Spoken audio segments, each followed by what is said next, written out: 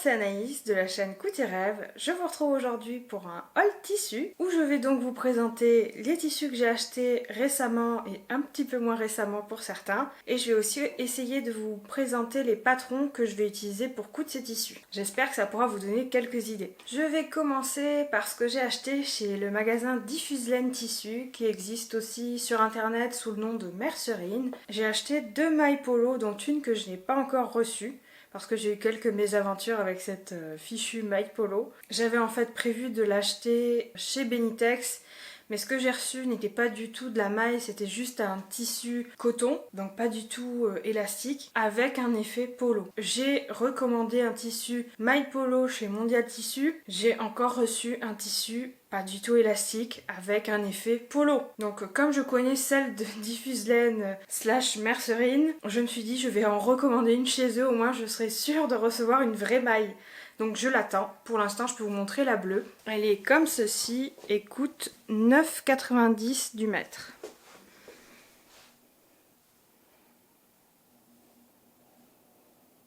Elle est élastique dans les deux sens.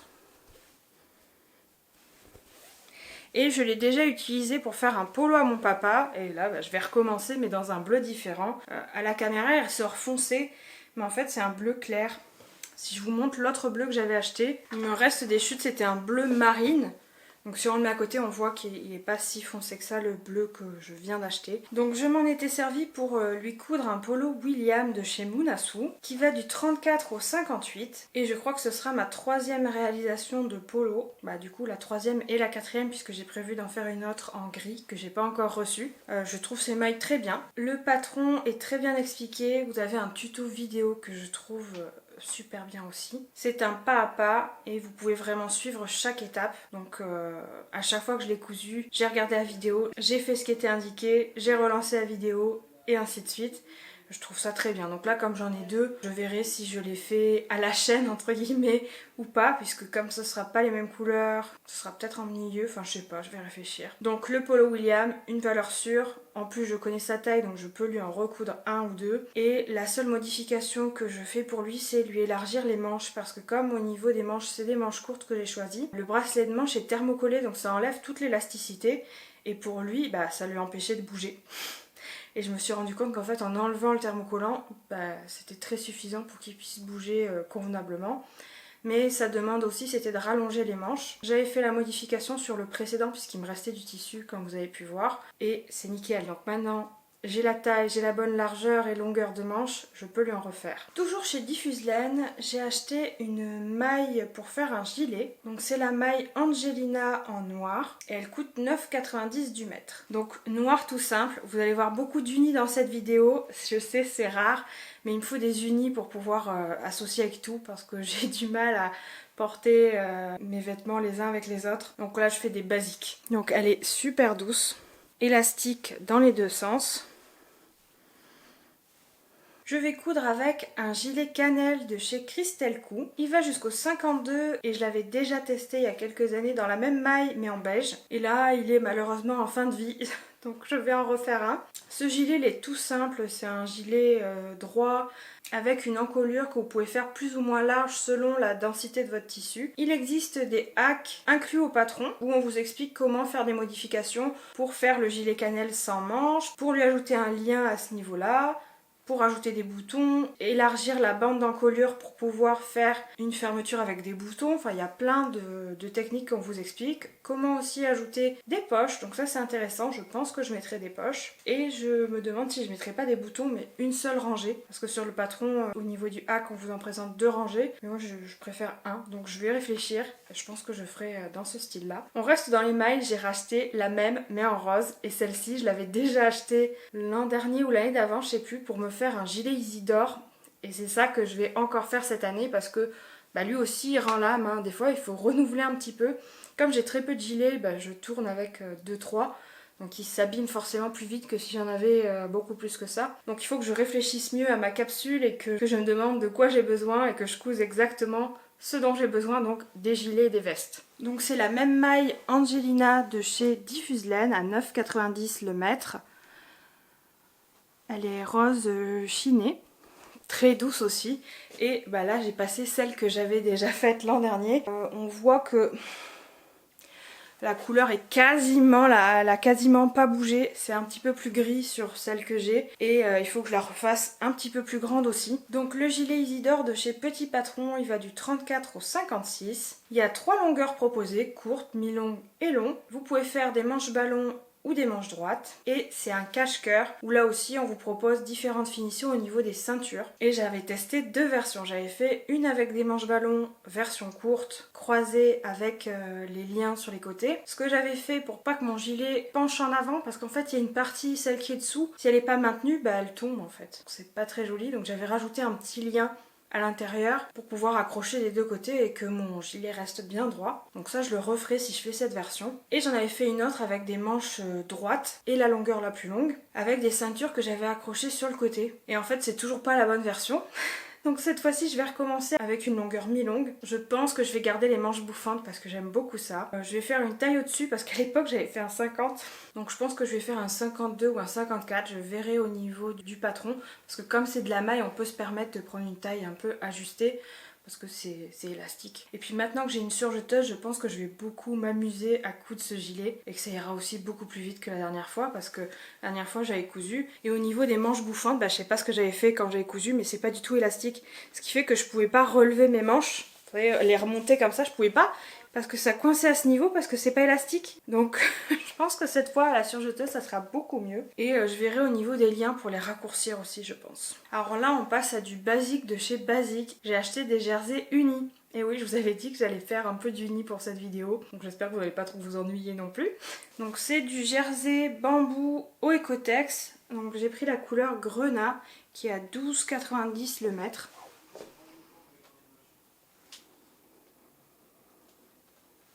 Donc là je passe plutôt rapidement parce que c'est des jerseys tout simples, très fins, très doux aussi, bien élastiques.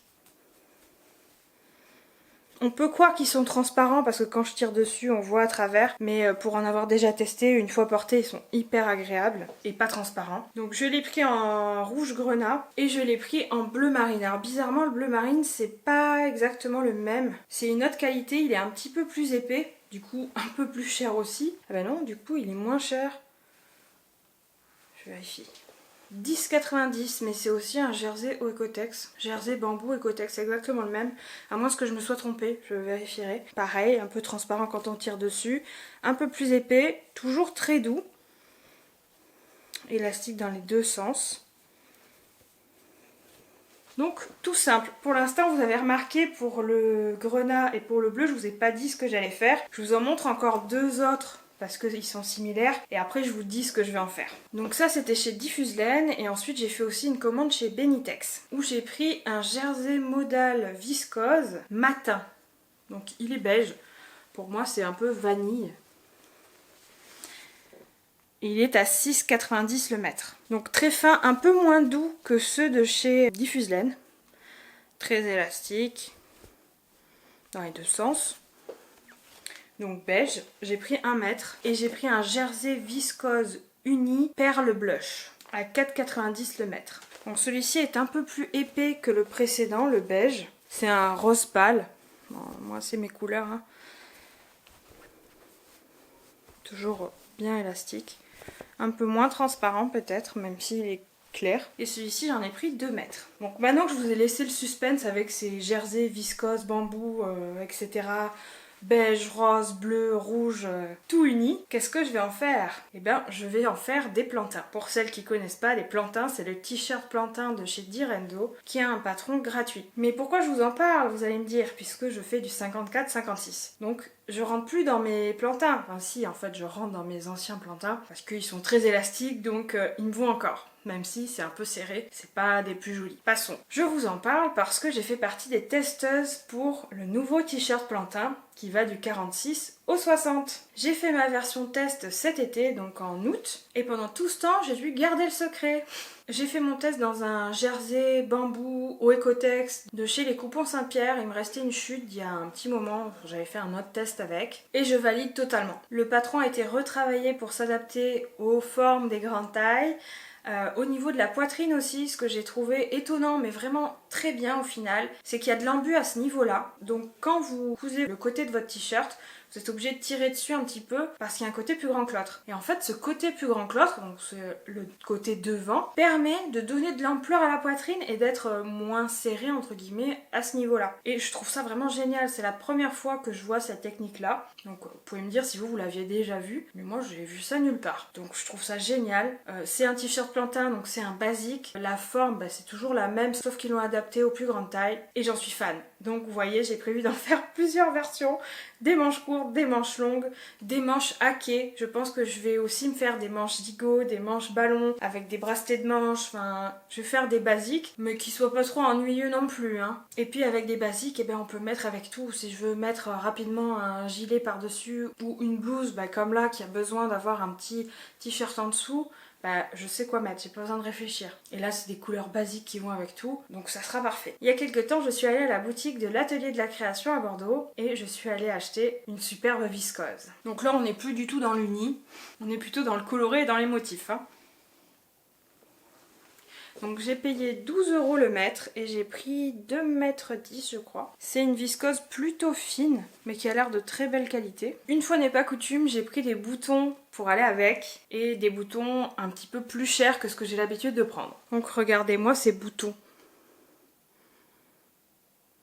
Est-ce qu'ils sont pas magnifiques? Je pense qu'ils iront très bien avec les couleurs de mon futur chemisier. Mais j'ai une petite déception. C'est que pour le prix, donc je les ai payés 1,30 €, alors peut-être que c'est moi qui suis trop exigeante, hein, mais pour le prix, je pensais que c'était un petit peu de meilleure qualité parce que, en fait, derrière, c'est du plastoc. Donc, voilà. Très joli sur le devant, mais alors le dos, plastoc. Voilà. Donc je sais pas vous, mais moi je pense que ce tissu fera un superbe chemisier. Et j'en profite tant que je vous parle de l'atelier de la création parce que j'ai acheté des tissus, mais il y a quelques mois. C'était au début du printemps, donc j'allais pas les coudre de suite. Mais maintenant, je pense que c'est le moment. Par contre, je pense qu'ils sont plus en magasin. Et donc j'ai pas les prix non plus. J'ai une maille kaki. Je crois qu'elle ressort un petit peu plus verte à la caméra, mais c'est un peu kaki gris plutôt que vert comme vous le voyez. Hein. Que je verrais bien dans un pull, le hack du pull Alice de chez Clématis Pattern. Je sais pas si vous l'avez vu passer l'an dernier du coup. Made in Estelle a fait un hack en vidéo sur Instagram pour vous expliquer comment modifier la robe Alice de chez Clématis Pattern pour la transformer en pull. Donc elle vous explique comment enlever les pinces en les faisant pivoter. Comment changer l'encolure pour faire une encolure ronde, vous pouvez aussi garder une encolure en V, c'est au choix. Et comment coudre ce pull transformé, j'avais beaucoup aimé, je l'avais fait dans une maille noire ajourée des Coupons Saint-Pierre, je l'ai porté il y a quelques vidéos de ça, me disant que ça m'allait bien, c'était ce pull. Par contre, la maille noire des Coupons Saint-Pierre, je vais pas en dire du bien. Au moment où je l'ai acheté, tout le monde disait ah elle est géniale cette maille, elle est douce, machin, elle est lurex, ajourée, blablabla. Oui, c'est du polyester, du coup je la mets 30 secondes, je transpire et je suis obligée de l'enlever. Donc je suis un peu déçue de ce côté-là et j'espère que j'aurai plus de chance avec cette maille-ci kaki. On verra ce que ça va donner. Donc je vous ai pas dit, le patron de Clématis Pattern va du 34 au 52 et à la base, donc vous l'avez compris, c'est une robe avec un col V, des pinces et des manches un peu bouffantes resserrées au poignet. Et donc je n'ai pas cousu cette robe, mais par contre j'ai cousu le pull que j'ai trouvé super. Ensuite c'est un molleton rose avec des pois légèrement brillants. Donc ça, je vous rassure, j'ai pas prévu de le mettre pour sortir. Et encore, j'en serais capable. Ce serait plutôt un pull pour rester à la maison. Un pull ou un gilet d'ailleurs. Hein. Mais je penche plutôt pour un pull. Et donc je pensais au pull Courcelles de Crazy Little World. Que j'ai déjà cousu l'an dernier ou l'année d'avant. Dans un molleton rouge. Donc je pense que celui-ci fera très bien l'affaire. Il est très peu élastique. Il n'est pas élastique du tout dans ce sens. Et dans l'autre, très peu. Vraiment...